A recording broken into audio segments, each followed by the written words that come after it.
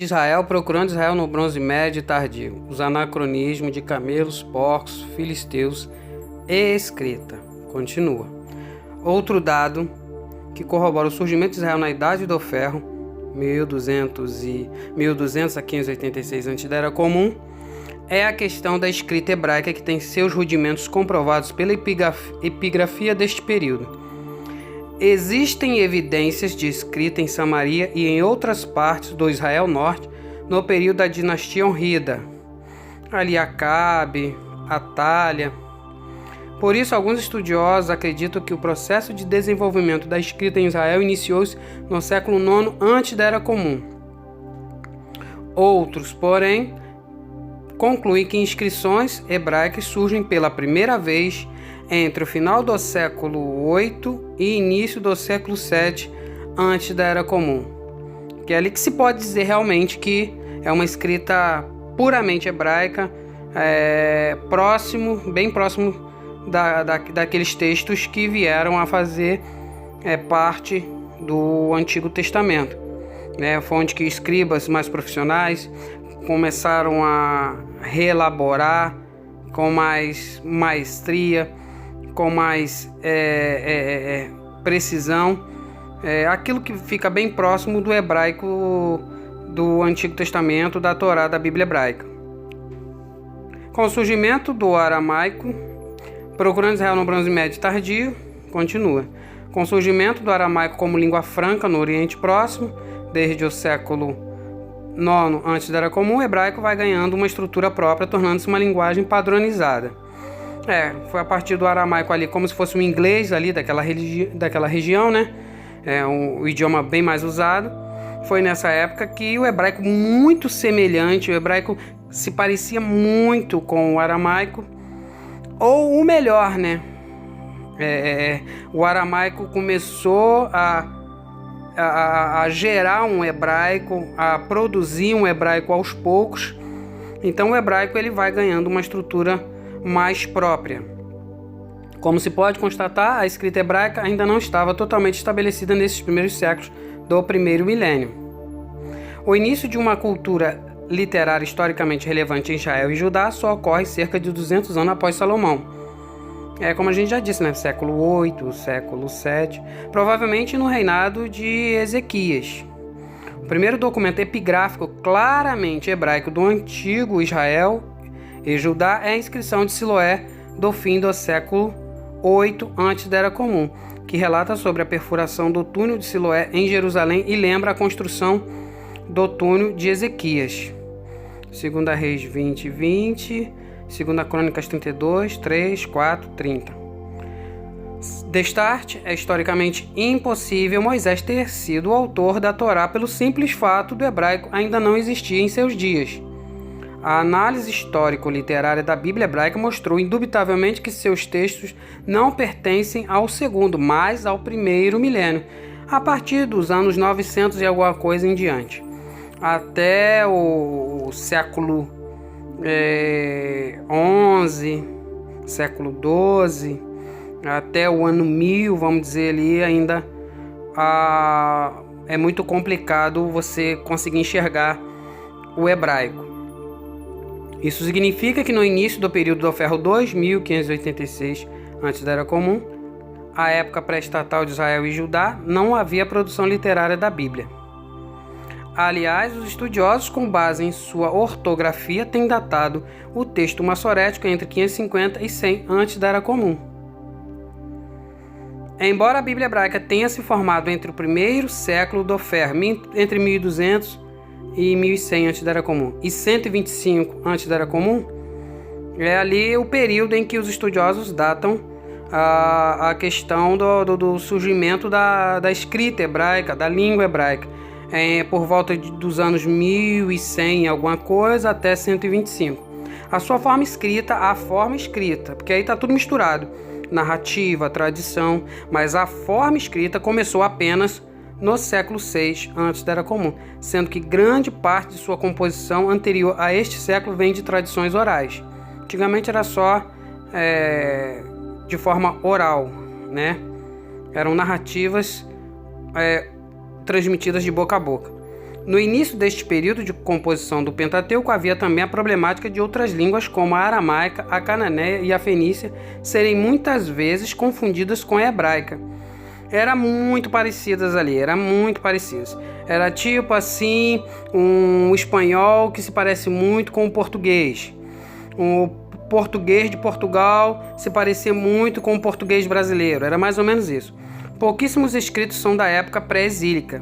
Existia realmente sim alguns escritos antes do cativeiro babilônico ali, realmente existia ali alguns escritos, só que eram pouquíssimos, os quais podemos destacar algumas fontes anônimas, primitivas de Gênesis e Números, conhecidas como J e E.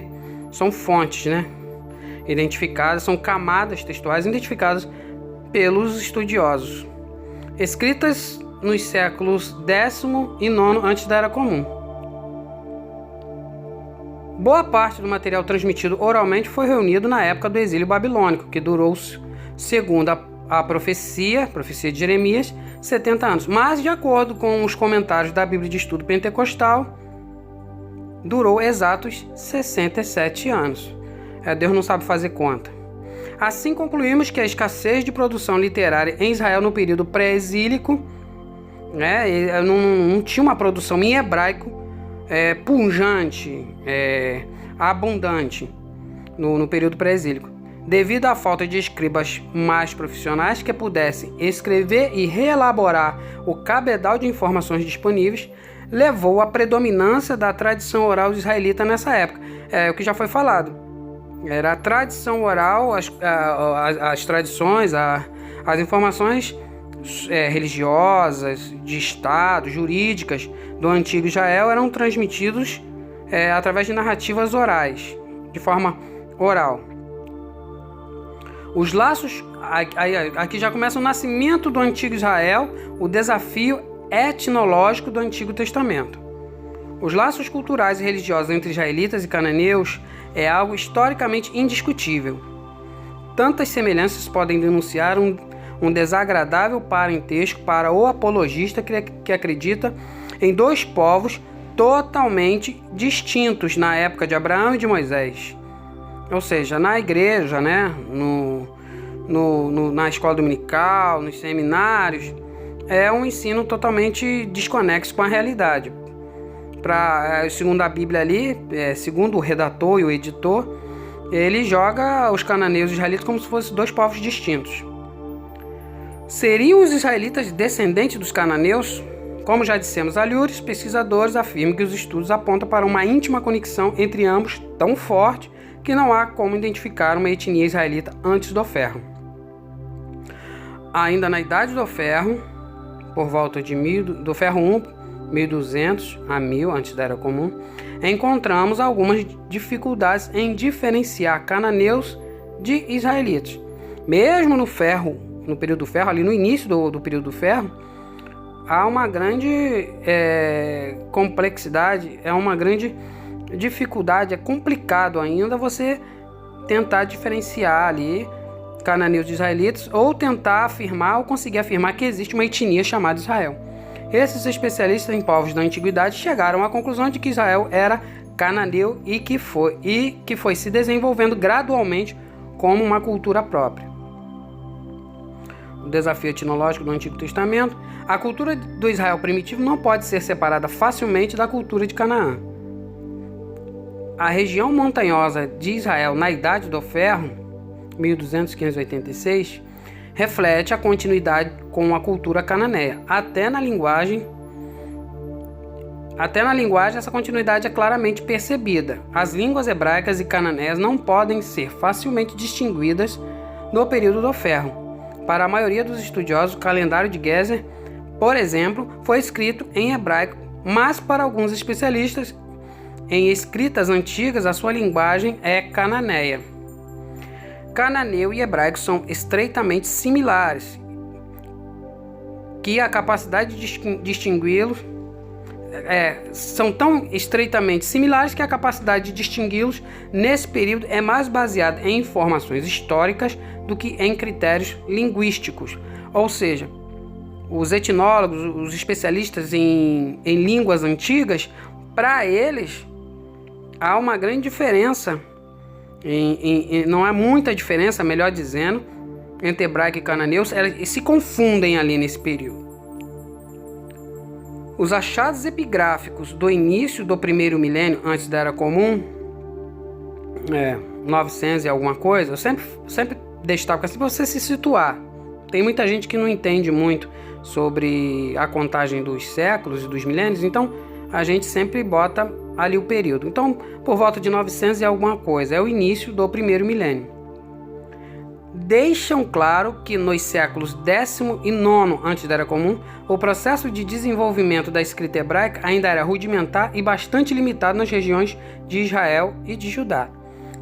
E como já dissemos há pouco, um dos documentos mais antigos em hebraico, entre aspas, o calendário de Gezer, datado do século X antes da Era Comum, não é uma escrita hebraica totalmente segura, pois sua linguagem mostra fortes influências fenícias.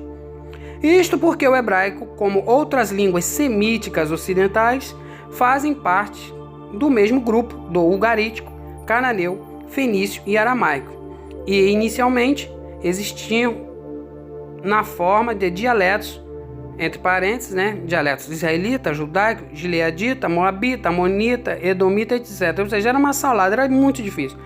São línguas irmãs, do mesmo tronco das línguas semíticas. Então, ali era bem difícil. Elas se retroalimentavam uma da outra, elas copiavam alguma coisa uma da outra. Uma saía da outra, mas mantinha alguns laços com a outra. Então, eram muito parecidas. Então, ainda não dá para você poder bater o martelo e assegurar que existia um hebraico, uma língua própria de um povo.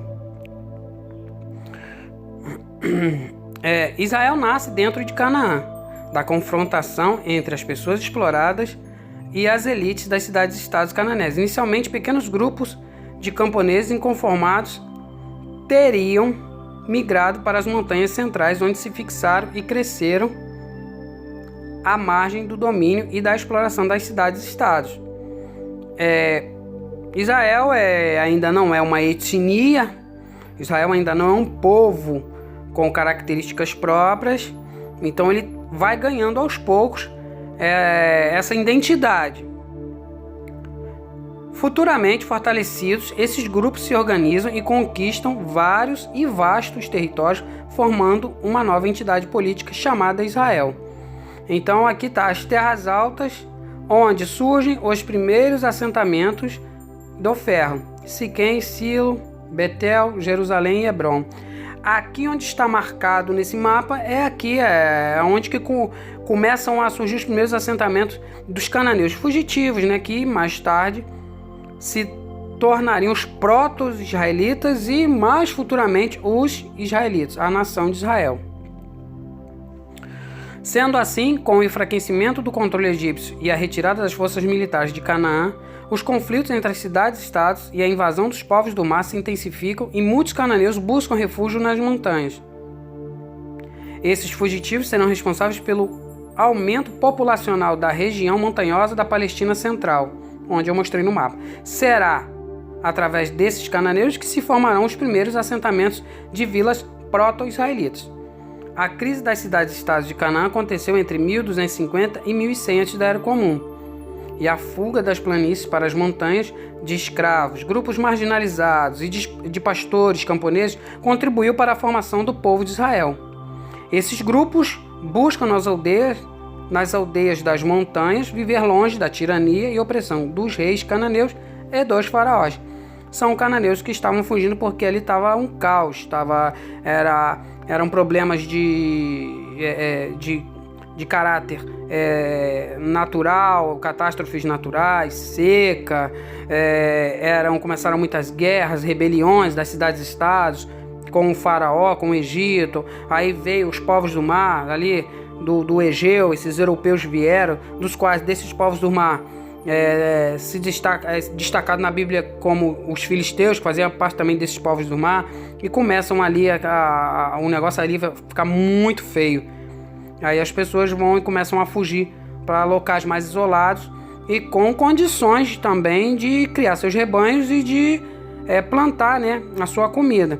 E o local que eles acham ali bem adequado é a região central de Canaã, ali, aquelas montanhas. A atual Cisjordânia foi a antiga região onde mais tarde os cananeus fugitivos se tornariam os proto-israelitas. Para o renomado historiador Mário Liverani, especialista em Antigo Oriente Próximo, é quase impossível que já no século XII, por volta de 1100, antes da Era Comum, as pessoas que implantaram as novas vilas pudessem ser identificadas como uma nova etnia, ou seja, que já fossem realmente israelitas. Isso aqui eu ainda não terminei, mas achei interessante pegar esse pequeno detalhe que ainda estou terminando, que vai entrar no próximo vídeo. Mas eu achei interessante vocês constatar o testemunho, né? O que um estudioso, que um historiador muito renomado afirma. Ele afirma que ainda no século XII, ali ainda no início do Ferro I, aquelas vilas ali das montanhas centrais de Canaã, como você pode ver aqui no mapa, mapa das terras altas de Israel. Ali eu mostro ali, né, aonde que é realmente uma altitude, são montanhas ali, na atual Cisjordânia, que hoje é a Cisjordânia. E ele fala claramente, ainda no século XII não tem como você afirmar que já existiam israelitas. Aí a Bíblia vai falar século XV, século XIV, século XIII, sobre um povo chamado israelita. Aí vai falar que Israel já estava ali no cenário histórico, fazendo todas aquelas coisas ali. Ali é tudo narrativa do escritor. Arqueológica e historicamente falando, isso ainda não existia. Não existia um povo ainda no século XII. Ainda não existia um povo chamado Israel e nem uma língua e uma escrita hebraica.